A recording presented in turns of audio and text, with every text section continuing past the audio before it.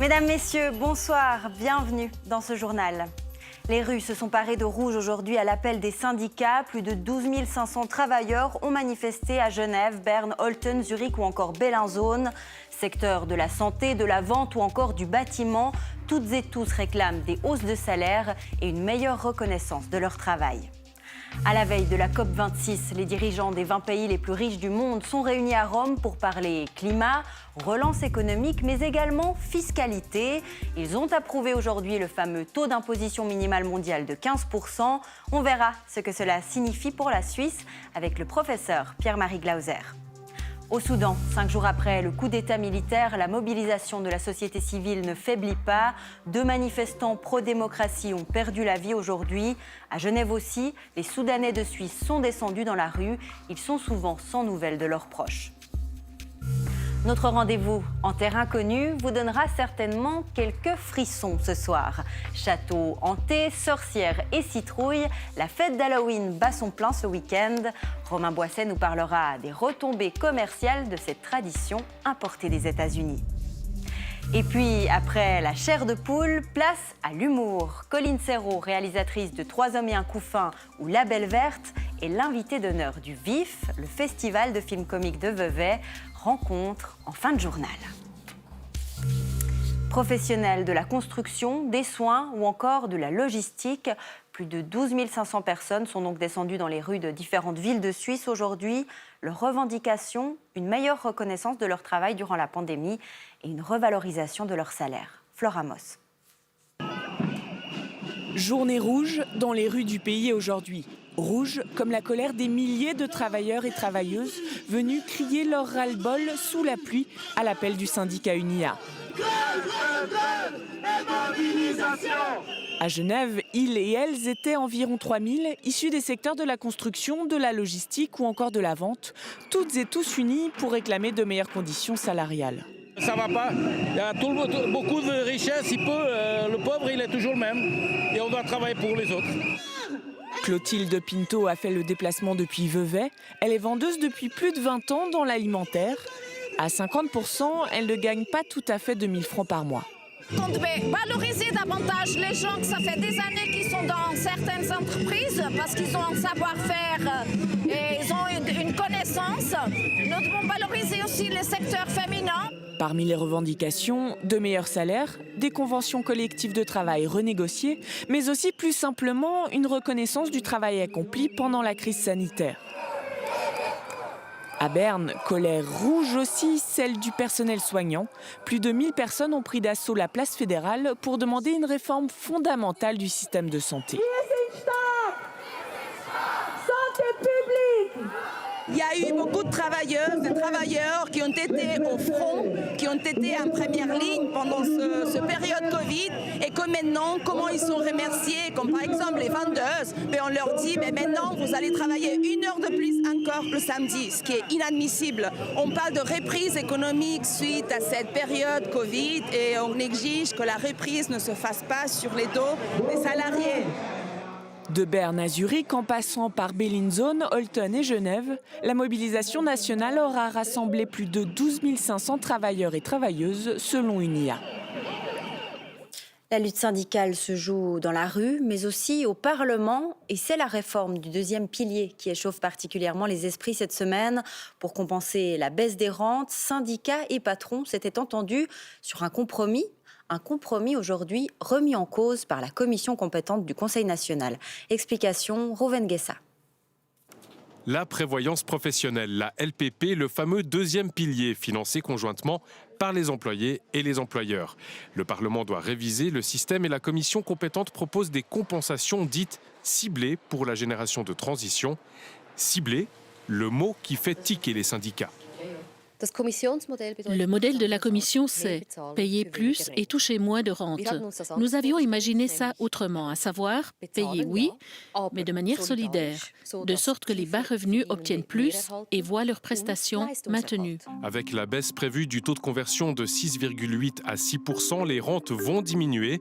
Ainsi, un capital de 100 000 francs donnera droit à une rente de 6 000 au lieu de 6 800 francs.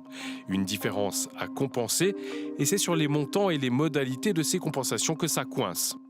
On ne veut pas d'un arrosoir, les compensations doivent revenir directement à celles et ceux qui sont pénalisés par la baisse du taux de conversion.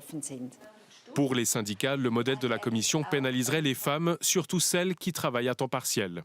De nombreuses femmes de plus de 50 ans qui travaillent à temps partiel sont exclues des compensations telles qu'elles sont proposées par la Commission.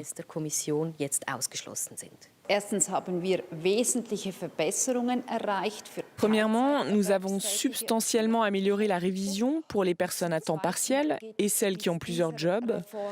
Et deuxièmement, il s'agit de compenser d'éventuelles baisses de rente, pas d'élargir le deuxième pilier.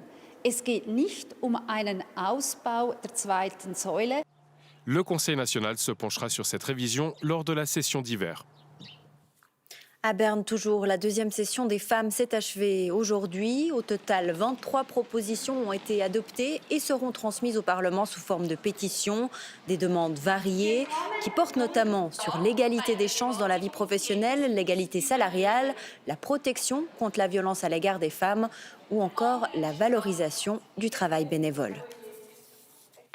Et une autre réunion très attendue a débuté ce matin à Rome. Les dirigeants des 20 plus grandes économies mondiales se sont retrouvés pour parler relance économique, fiscalité, mais aussi climat.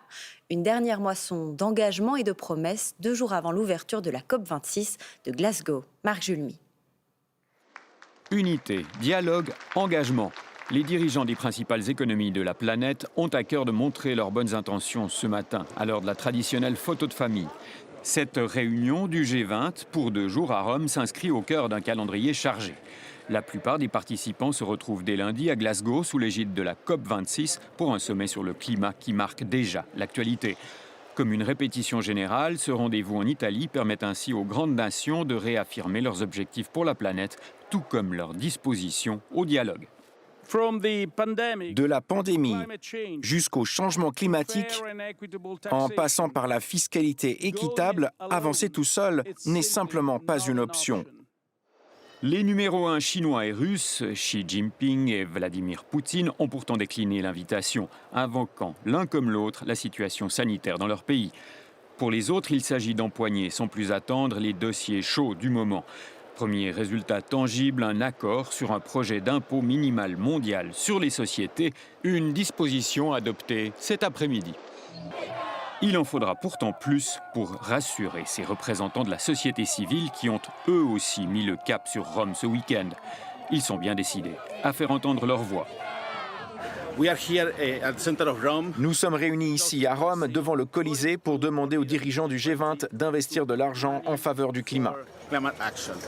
De l'argent, mais aussi des efforts et des engagements sincères. En validant une approche multilatérale des problèmes, ce G20 a posé le décor pour la COP26. Le reste se jouera donc à Glasgow, où les dirigeants de la planète se retrouveront dès lundi. Les manifestants aussi. Nous venons de l'entendre, les dirigeants du G20 ont donc donné leur feu vert à la création d'un impôt minimum mondial sur les multinationales, mais il devra encore être accepté par les différents parlements. Et à Washington, l'idée est loin de faire l'unanimité. Gaspard Kuhn et Laurent Burkhalter.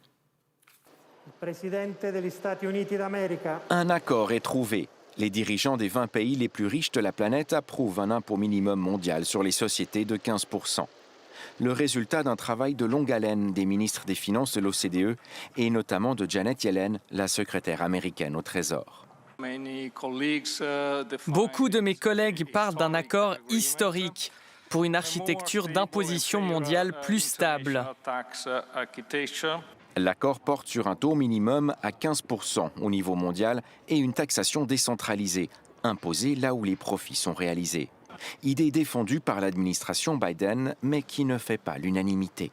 C'est une capitulation économique. Les États-Unis rendent les armes. Alors, pas étonnant que le monde soit d'accord.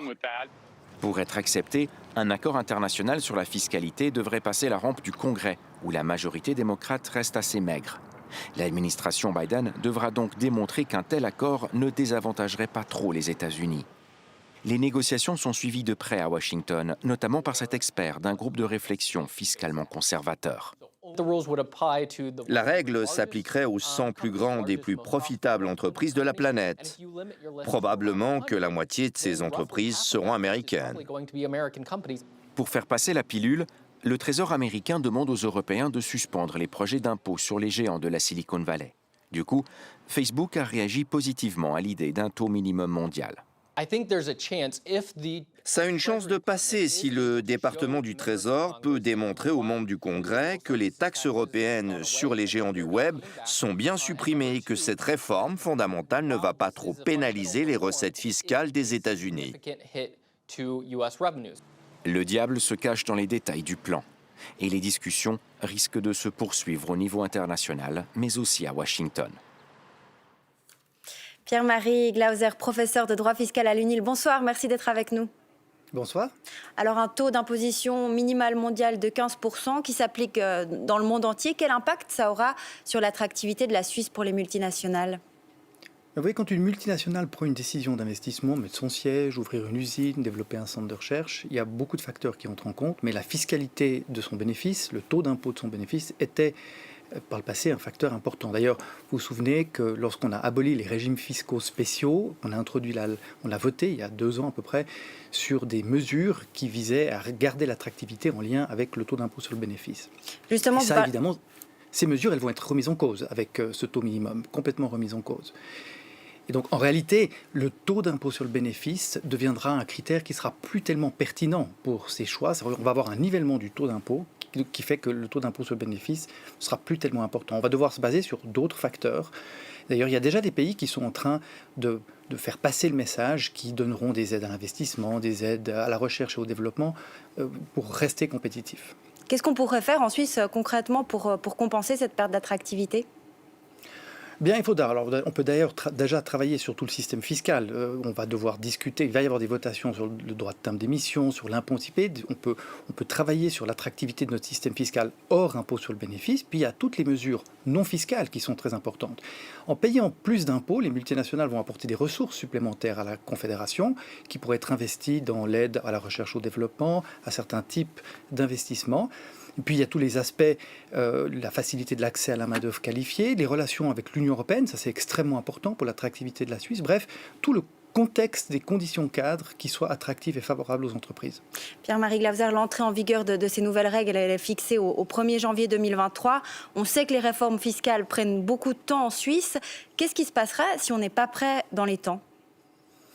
Alors, il ne se passera rien de très spectaculaire, en fait, parce qu'on ne va pas être mis sur une liste noire ou brocardé comme un mauvais élève, parce que le système qui est prévu fait que si une entreprise qui est en Suisse ne paye pas le taux d'impôt suffisant, eh bien, c'est le pays de la mère, le pays où le siège du groupe est situé, qui va pouvoir prélever la différence. Et donc, en réalité, les groupes, en 2023, que la Suisse ait fait les réformes ou pas, vont payer plus d'impôts. Sauf que si les réformes n'ont pas été mises en place en Suisse, eh bien cet argent bénéficiera aux États étrangers. Et la Suisse, qui elle aura la possibilité avec ce nouveau système d'aller prélever des impôts supplémentaires pour les filiales de groupes suisses qui ne paieraient pas assez d'impôts, ne sera pas en mesure de le faire. Donc l'impact pour les sociétés et les multinationales aura lieu lorsque le projet entrera en vigueur, mais simplement si on n'est pas prêt, eh bien cet argent bénéficiera à d'autres pays que la Suisse. Pierre-Marie Glauser, merci beaucoup pour cet éclairage. Bonne soirée à vous. Merci, bonne soirée. Et dans le reste de l'actualité internationale, 2 nouveaux manifestants ont été tués aujourd'hui au Soudan. Des dizaines de milliers de personnes défilaient pour protester contre le coup d'État militaire et réclamer la reprise de la transition démocratique. Ces nouveaux décès portent à 11 le nombre de personnes tuées depuis le début des manifestations lundi. Et en Suisse, la communauté soudanaise suit les événements à distance et descend également dans la rue. Une manifestation s'est tenue aujourd'hui à Genève. Reportage Anna Silva, Charlotte Onfroy-Barrier et Émilien Verdon. Ils étaient une 50aine à braver la pluie et manifester place des Nations cet après-midi. Depuis le coup d'État de l'armée soudanaise il y a 5 jours, ces femmes et hommes observent, impuissants, les violences qui frappent leur pays. Les militaires tirent sur la tête des Soudanais. Ça veut dire qu'ils veulent tuer beaucoup de gens et comme ça les gens ne veulent pas chercher la vérité au Soudan pour le civil. Même constat pour Aman et Diena. Tous deux vivent en Suisse depuis plusieurs années. Aujourd'hui, ils sont partagés entre sidération et espoir d'une démocratie. On était trahis par les militaires. Tout d'un coup, parce qu'ils ne sont pas d'accord, il y a des choses qui clochent. Oups, on va renverser le régime, on va mettre les ministres de gouvernement civil actuels en prison du jour au lendemain. C'est pas compréhensible, c'est inacceptable pour nous en tant que peuple soudanais. Les jeunes, ils sont en train de faire une pression et ils n'ont pas peur et ils ont décidé de ne pas faire une marche arrière. Pour moi, on va avancer. Pour moi, c'est un gouvernement civil ou une révolution éternelle, mais jamais revenir en arrière, parce que si on revient en arrière, ça veut dire tout ça va se répéter dans l'avenir, on doit tout refaire. Encore des morts, encore du sang qui va couler. Alors qu'au Soudan, le monde est braqué sur les rassemblements massifs d'aujourd'hui, à Genève, ces manifestants ne reçoivent aucune information en provenance de leurs proches. Il n'y a pas de contact avec notre famille, ils ont coupé l'Internet, il n'y a pas de contact. Tous les gens qui sont là, il n'y a pas de contact avec leur famille au Soudan. Selon les chiffres de 2020, environ 850 ressortissants soudanais vivent en Suisse. Une communauté qui aujourd'hui espère un avenir meilleur pour son pays, avec la tenue d'élections libres. Des ministres talibans et des Afghans fuyant leur régime. Tous réunis sur un même vol, direction le Qatar. Voilà la scène à laquelle ont assisté nos collègues de temps présent lundi dernier. Voyez ce reportage tourné à Kaboul par Anne-Frédérique Wiedmann et Jon Björvinsson. Un reportage commenté par Avram Ziziadis. Les places sont chères pour quitter l'Afghanistan des talibans. Beaucoup attendent depuis 3 mois leur évacuation. Des Afghans qui quittent Kaboul par ce vol hebdomadaire vers le Qatar, des collaborateurs de l'ONU, des défenseurs des droits de l'homme et bien d'autres qui prennent le chemin de l'émigration. Je vais aux États-Unis, j'ai des sentiments contradictoires. Il faut s'adapter à un nouvel environnement, quitter son pays. C'est pas simple. Une équipe de temps présent sur le même vol depuis Kaboul aborde aussi les dirigeants talibans en quête de reconnaissance internationale. Ils prennent le même vol et croisent les émigrants qui fuient leur pouvoir. Chacun est libre. S'ils veulent partir pour des raisons économiques ou d'autres, ils sont libres de le faire. C'est leur choix. Un ministre des Affaires étrangères qui se montre modéré, mais son collègue semble bien plus direct sur un sujet apparemment anodin depuis la section VIP de l'avion. Quelle est votre position sur la musique ? L'Afghanistan est un pays islamique et la musique du point de vue de l'islam est une mauvaise activité. On pourrait accepter des chansons sans musique, mais dans l'islam, la musique est interdite. La communauté internationale attend toujours des garanties sur les droits des femmes ou l'ouverture du gouvernement taliban. Les seules ambassades encore ouvertes à Kaboul, celles de la Chine, du Qatar, du Pakistan et de l'Iran.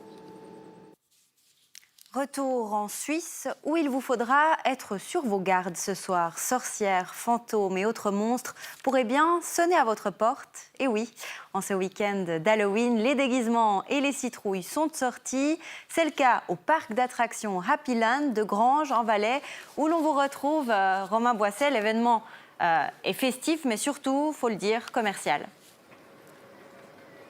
Oui, et ce n'est d'ailleurs pas pour rien que la plupart des parcs d'attractions célèbrent Halloween avec beaucoup de décorations. Vous le voyez, hein, il y a des citrouilles, il y a des squelettes, beaucoup de toiles d'araignées aussi. Et puis une multitude d'animations. Ici, durant presque tout le mois d'octobre, on vit pour Halloween avec des animations, des soupes à la courge, avec également des brisolets organisés. Et puis cette recette, visiblement, elle fonctionne. Hein. Ils s'en sont rendus compte ici à Happy Land. Avant le mois d'octobre, eh bien, c'était une période plutôt creuse avec très peu de visiteurs. Et bien désormais, avec une programmation Halloween, on fait le plein presque au même niveau qu'en plein été. Alors cette fête importée des États-Unis, on le sait, Elle sourit évidemment aux commerçants. On avait peut-être l'impression ces dernières années que le phénomène s'était essoufflé. Eh bien, ce n'est pas ce qu'ils constatent, ces commerçants. Nous avons sondé 2 grands distributeurs. Tous les 2 parlent d'un volume de vente considérable lié aux produits d'Halloween, avec aujourd'hui jusqu'à 3 fois plus de chiffre d'affaires qu'il y a 10 ans. Et puis cet événement, c'est aussi l'occasion de découvrir certains lieux sous un autre visage. C'est le cas de ce parc d'attractions, c'est le cas de bon nombre de lieux en Suisse romande, à l'image du château de Grandson dans le canton de Vaud, monument bien connu, hanté pour quelques jours. Mon courageux collègue Léandre Dugan s'y est aventuré. Attention, ça peut faire peur. Citrouille, toile d'araignée et chapeau de sorcière, ajouter un château hanté, c'est les ingrédients de ce parcours horrifique. Vous n'avez pas le droit sur le parcours d'utiliser vos téléphones portables. Vous n'avez pas le droit de toucher les acteurs. Je vous souhaite d'avoir un petit peu peur. Les instructions sont données, Neil, Arthur et leurs amis vont prendre leur courage à 2 mains. Tu veux que je passe devant? Tu peux, hein. Moi, je suis pas... Au début, ils s'attendent sûrement à pas avoir si peur que ça, puis ils se laissent porter par le lieu, ils se laissent porter par les acteurs, l'ambiance, et on entend forcément des cris au fil du parcours. On a eu des frissons, hein, c'était cool. Ouais, super. Ça... À refaire l'année prochaine, quoi. Ça permet de voir le château sous un autre angle. C'est le but, il faut dire que l'édifice est en rénovation. On a des espaces disponibles actuellement pour justement organiser ce type d'événement qui profitent des lieux de manière un peu brute et qui les réinterprètent. Mais un château médiéval peut-il rimer avec une fête qu'on qualifie souvent de commerciale? Les gens se plaignent parce que c'est soi-disant une fête américaine, mais en vrai, ça s'inscrit bien dans l'histoire européenne. C'est plus une fête, je pense, pour les enfants, mais là, de faire un truc réservé aux adultes de temps en temps, c'est vrai que c'est une bonne idée, c'est cool. Et pour cette visiteuse, Halloween a un sens bien particulier. Je viens de Colombie, et en Colombie, c'est une fête que tout le monde célèbre, donc c'est très important pour moi.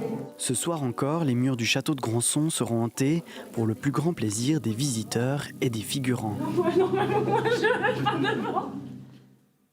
Romain, on vient de voir un joli exemple, mais beaucoup d'autres animations ont lieu en ce moment même en Suisse romande. On peut vraiment dire que Halloween revient en force.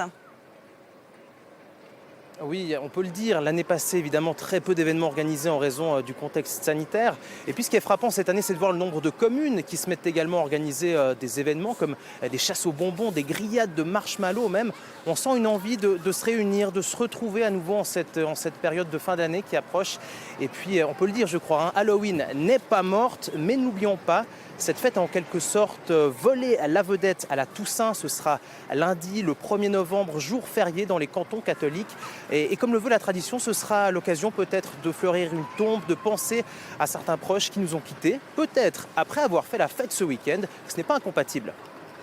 Merci Romain. Et vous m'offrez justement une transition de choix avec notre série du week-end consacrée au cimetière. Mémoire d'outre-tombe nous emmène ce soir dans les Franches-Montagnes à la découverte du cimetière des pestiférés. C'est le dernier vestige en Suisse de la peste noire qui a décimé la population au XVIIe siècle. On le découvre en compagnie d'un photographe, Johan Métry et Fanny Moy. C'est loin d'être une simple marche. Pour Marc Renaud, c'est un peu un voyage dans le temps. Ce photographe neuchâtelois n'a pas remis les pieds ici depuis près de 20 ans. En fait, on est au Bochet, c'est sur la commune des Bois, dans les Franches-Montagnes. On est dans un pâturage et puis je vais en direction d'un cimetière qui est un peu par là-bas, cimetière des pestiférés. Marc Renaud a découvert ce lieu unique par hasard lors d'une randonnée. Un enclos de pierres sèches, de grands arbres et une croix en mémoire du premier curé des Bois mort de la peste. Un vestige du passé énigmatique qui attise sa curiosité. Lorsque j'ai découvert cet endroit, j'ai trouvé déjà qu'il était relativement fascinant parce qu'il n'y a pas grand-chose qu'on peut voir. Il y a tout un potentiel de découverte dû à l'histoire, puisque c'est un cimetière des pestiférés, ça ouvre un horizon imaginaire et puis aussi de vouloir connaître qu'est-ce qui s'est passé. Le photographe décide alors de réveiller les fantômes du cimetière et se lance dans une quête historique. L'endroit si paisible aujourd'hui cache une réalité macabre, des familles entières décimées, la peur de la contagion et l'enterrement des pestiférés à l'écart, loin des villages. Officiellement, il date de 1636, au XVIIe siècle, donc c'était plein pendant la guerre de 30 ans. On a une histoire relativement précise grâce en particulier à un ouvrage qu'un habitant des bois a écrit dans ces années-là. Et il a décrit des scènes extrêmement frappantes, des scènes de ravages, de pandémies et puis de familles contaminées par la maladie, la peste. 4 siècles plus tard, le cimetière des pestiférés est toujours là. Il en existe aussi en France et en Allemagne, mais c'est le seul connu en Suisse. La dernière trace d'une épidémie meurtrière qui, dans le contexte actuel, interpelle Marc Renaud. On parle beaucoup, en effet, dans cette période avec la Covid, de savoir s'il faut des lieux de souvenirs pour cette pandémie et de quelle manière, quoi faire. Et on peut se dire que ce cimetière, c'est un exemple qui a, dans un sens, bien vieilli, où on se rappelle, c'est un lieu de mémoire qui est extrêmement important. Un rempart contre l'oubli, un lieu essentiel où peuvent se retrouver les morts et les vivants. Et je vous propose justement maintenant de retourner dans le monde des vivants. Et pour se sentir exister, rien de tel qu'un bel éclat de rire. Ça tombe bien, le festival de films comiques de Vevey, le VIF, se tient jusqu'à demain soir avec une invitée d'honneur qui a fait rire plusieurs générations, la cinéaste française Colline Serrault, Serge-Alain Simazocchi et Tamara Monkanovic l'ont rencontrée. Le VIF d'honneur du VIF 2021. Le VIF d'honneur, un prix tout ce qu'il y a de plus sérieux pour une grande dame de la comédie. Je l'aime mieux que la palme. Colline Serrault, plus de 40 ans de carrière dans le cinéma et une vision tendre et piquante de la société. Je ne cherche pas à être drôle. Je ne dis pas, tiens, je vais absolument faire drôle. Non, c'est un regard sur les gens, sur les choses qui fait que c'est drôle, quoi. Parce que la vie et les gens sont drôles. Des gens drôles, on en retrouve dans les films de Serrault avec des dialogues devenus cultes. Tes problèmes avec ta femme, tes problèmes de fric, tes problèmes en général et en particulier, moi, ta mère, je m'en fous comme de l'an 40. La crise, 3 hommes et un coup fin, ces énormes succès au cinéma parlent d'individualisme, de parentalité, des questions de société toujours d'actualité, comme si Colline Serrault avait du flair. C'est pas seulement de l'intuition, c'est aussi beaucoup de travail, c'est beaucoup d'études. Je lis tout le temps la presse, ce qui se dit, les bouquins de philosophie, de politique, ça m'intéresse. Et c'est du travail de comprendre cette société, c'est du travail. Un regard visionnaire aussi quand il s'agit de parler d'écologie en 1996 avec La Belle Verte. Un film engagé et drôle, encore une fois. L'humour est une kalachnikov, enfin, l'humour était une arme fatale. Et il faut s'en servir comme ça. Colline Serrault prépare actuellement un long métrage et 2 séries. À 74 ans, toujours avec le sourire. Et avant de vous quitter, ce petit rappel qui réjouira les adeptes de grasse matinée. Cette nuit, vous aurez une nuit de sommeil en plus. Dès 3 heures, il vous faudra remonter votre horloge d'1 heure. Le rituel date des années 80, à la suite du choc pétrolier. Il s'agissait de réduire les besoins d'éclairage en soirée. La mesure devait être provisoire, mais vous allez voir que supprimer le changement d'horaire, ce n'est pas une mince affaire. Anna Silva et Philippe Lugassi. Le cafouillage des horloges, c'est ainsi qu'on peut appeler l'impossibilité des États européens à se mettre d'accord pour supprimer ce rituel qui a lieu 2 fois l'an.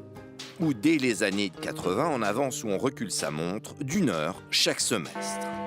Pourtant, le Parlement européen s'était résolu à abolir le changement d'heure il y a plus de 2 ans, en mars 2019.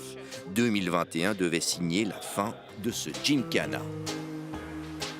C'est du n'importe quoi, on est perdu, on ne sait pas quand est-ce qu'il faut changer d'heure ou pas, l'ancienne, la nouvelle. Je ne suis pas très fan de l'idée d'avoir moins de soleil, on va dire, le soir, mais après, bon, voilà, on fait avec. Personnellement, je Je ne suis pas tellement pour ce changement d'horaire. Raison de ce cafouillage, l'Allemagne et les pays du Nord ont opté pour l'heure d'hiver et les pays du Sud, Espagne, Italie, pour l'heure d'été. Et l'Estonie souhaite s'aligner sur la Russie. De plus, le Covid n'a rien arrangé. Donc, faute d'accord, on fait tourner les aiguilles. Ça s'adapte un petit peu à la tombée de la nuit. Après, je ne suis pas nécessairement une vache, donc je ne suis pas sûr que je sois tout à fait raccord avec ces choses-là. On nous avait dit que ça allait changer, qu'on allait arrêter le changement d'heure, etc. Et ça a été reporté d'année en année, donc j'aimerais bien... Savoir quand ça va s'arrêter, eh bien, on n'en sait fichtre rien. En Suisse, il y a eu en 2019 une initiative parlementaire qui voulait abolir le changement d'heure, mais elle a fait chou blanc. On imagine mal la Suisse choisir son heure et mettre l'Europe au diapason. Et c'est la fin de ce journal. Tout de suite, la météo de Claudia Mélangeois-Savoie. Et puis Vincent Veillon sera votre maître de cérémonie ce soir, avec tout d'abord la série La vie de JC, puis votre magazine 52 minutes. Très belle soirée à vous sur la RTS. On se retrouve demain.